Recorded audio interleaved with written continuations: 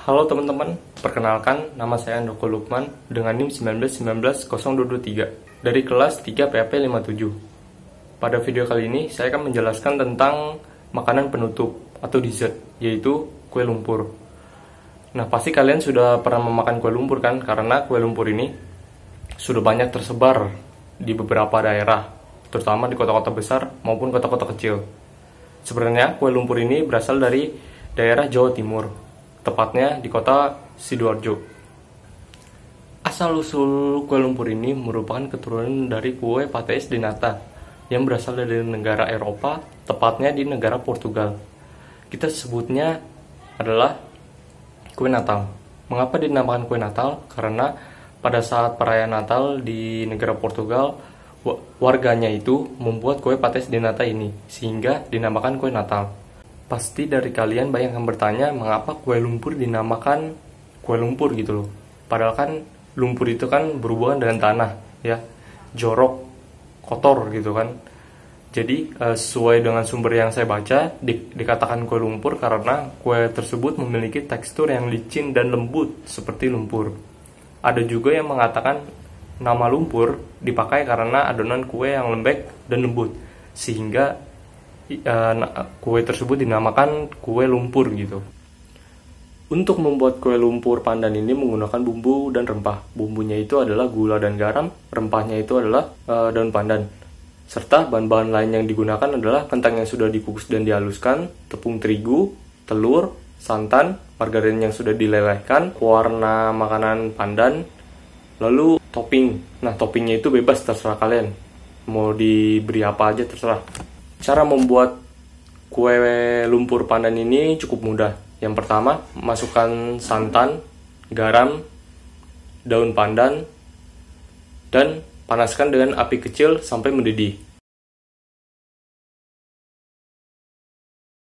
Lalu dinginkan. Kocok telur dan gula pasir menggunakan mixer dengan kecepatan paling rendah selama 2-3 menit.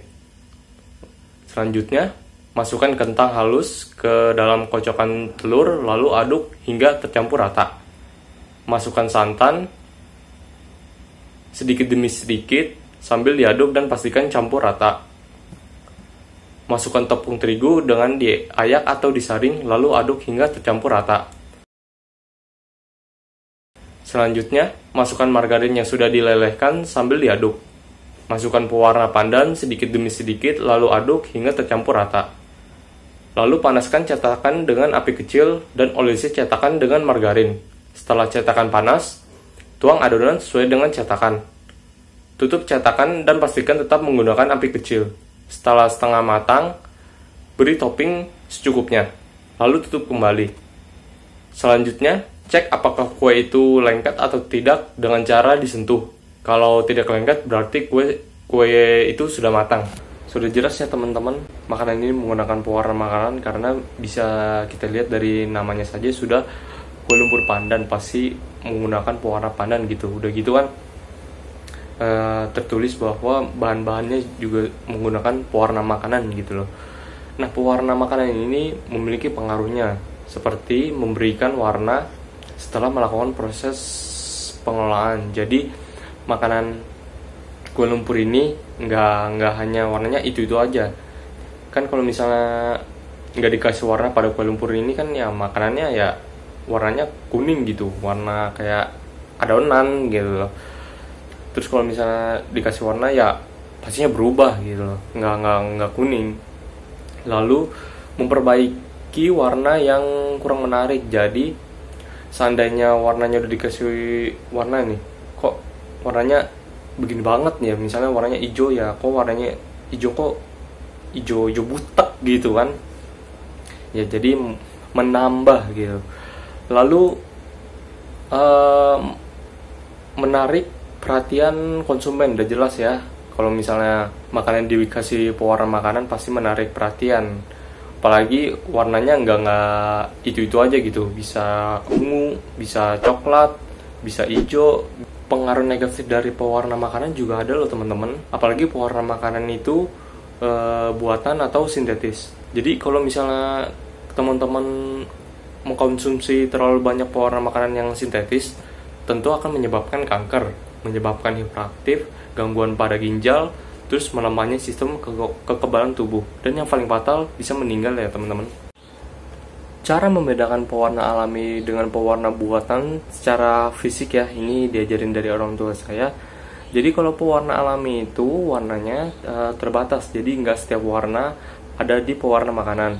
Lalu pewarna alami ini pada makanan warnanya itu warna yang dihasilkan kurang baik ya, jadi warnanya itu nggak begitu jelas, nggak begitu terang, jadi biasa aja gitu.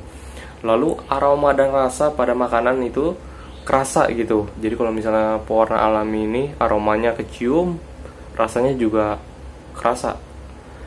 Selanjutnya pewarna buatan atau sintetis, warnanya itu banyak, variasinya banyak.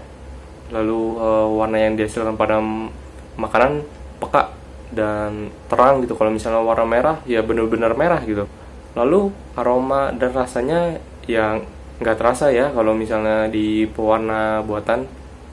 Jadi itu teman-teman, saya hanya baru dapat 3, mungkin teman-teman yang tahu bisa komen ya. Selanjutnya saya akan menjelaskan tentang bumbu dan rempah dari kue lumpur pandan ini.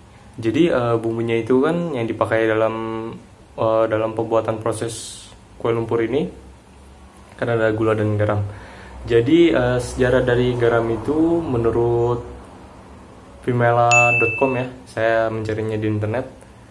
Jadi menurut sumber ini adalah menurut sejarah yang ada, garam diperkirakan ditemukan pertama kali di Danau Yangtze, China. Warga setempat di Danau Yangtze memanen garam saat musim kemarau. Garam ini kemudian dibawa ke berbagai belahan dunia oleh masyarakat China melalui jalur perdagangan. Namun hingga 800 tahun sebelum Masehi tidak ada catatan jelas mengenai sejarah garam ini. Dan pada zaman kerajaan Romawi kuno, keberadaan garam mulai dituliskan. Bangsa Romawi menuliskan bagaimana proses pembuatan garam dan negara-negara mana saja yang dilalui jalur perdagangan garam. Jadi gitu sejarahnya nih. Lalu dijelaskan juga jalur penyebaran garam. Dalam catatan sejarah, pusat perdagangan terbesar garam saat itu adalah Maroko Selatan yang melintasi Sahara ke Timbuktu. Adapun jalur perdagangan garam terbesar lainnya adalah Mesir ke Yunani dengan melintasi Laut Tengah dan Laut Aegea. Di zaman Romawi, garam disebut sebagai sal atau salubrious crystals, yang artinya kristal menyatkan. Sal juga sebagai awal mula munculnya salariga atau gaji. Karena di zaman tersebut garam dipakai untuk menggaji para tentara Romawi yang bekerja melindungi garam yang dinilai sangat berharga. Berarti garam pada zaman dulu penting banget ya. Lewat jalur perdagangan, garam pun terus menyebar luas ke berbagai negara di dunia. Seiring dengan berjalannya waktu, garam juga mulai diproduksi di berbagai negara di dunia. Garam tak hanya berfungsi sebagai bumbu masak atau penyedap masakan, garam juga digunakan untuk mengawetkan makanan dan hal-hal penting lainnya. Menariknya di negara yang memiliki 4 musim, garam juga bermanfaat untuk mencairkan es serta salju. Wah, keren juga nih manfaatnya nih. Menurut saya, karakteristik garam yang sering kita temui, yang sering kita pakai gitu ya, adalah yang pertama itu teksturnya kasar, pasti kasar garam. Udah gitu bentuknya juga kecil kayak pasir pantai gitu ya. Lalu memberikan rasa asin pada makanan. Jadi 3 poin itu merupakan karakteristik yang umum yang bisa kita lihat secara fisik pada garam tersebut. Sedangkan gula ini saya ambil dari sumber yang sama ya, dari vimela.com. Dia juga ngambil dari sumber lain namanya satsros.com. Jadi sejarah gula itu adalah menurut sumber ini ya, para ahli menyebutkan jika gula sudah dikenal sejak 8.000 tahun sebelum Masehi. Pada tahun 510 sebelum Masehi, tanaman tebu tersebar ke pesisir India dibawa oleh Raja Darius dari Persia. Pada masa dinasti Gupta, tanaman tebu kemudian diolah menjadi kristal yang kini disebut sebagai gula. Jadi gula itu berasal dari tebu ya teman-teman. Hingga pada abad ke-7 sudah Masehi, para pedagang dari Arab dan Asia mulai membawa gula sebagai barang dagang mereka dari Persia. Gula dibawa ke kawasan China, Yunani, dan Romawi serta berbagai daerah lain di dunia. Pada zaman itu gula juga sangat penting ya bagi mereka-mereka, jadi gula itu sangat dilindungi. Mungkin 11-12 pentingnya sama kayak garam. Nah, selanjutnya penyebaran gula. Gula pertama kali diketahui tercatat di Inggris pada tahun 1099. Pada tahun 1500, pedagang dari Portugis membawa tebu ke Brazil dan membangun perkebunan tebu di sana. Perkebunan itu bahkan menyebar hingga ke Jamaika, Kuba, dan daerah sekitarnya. Tak mau ketinggalan, bangsa Belanda juga membawa tebu ke berbagai wilayah jajahannya yang membangun perkebunan tebu. Bangsa Belanda bahkan membangun pabrik-pabrik tebu di berbagai negara termasuk Indonesia. Jadi masuknya gula di Indonesia karena bangsa Belanda. Nah, menurut saya karakteristik dari gula itu bentuknya itu agak besar ya, kristal besar. Terus teksturnya kasar, lalu memberikan rasa manis pada makanan. Itu menurut saya dilihat secara fisiknya gitu. Lalu selanjutnya rempah, yaitu daun pandan ya. Ini sejarahnya dilakukan oleh para peneliti, yaitu oleh William Roxburgh.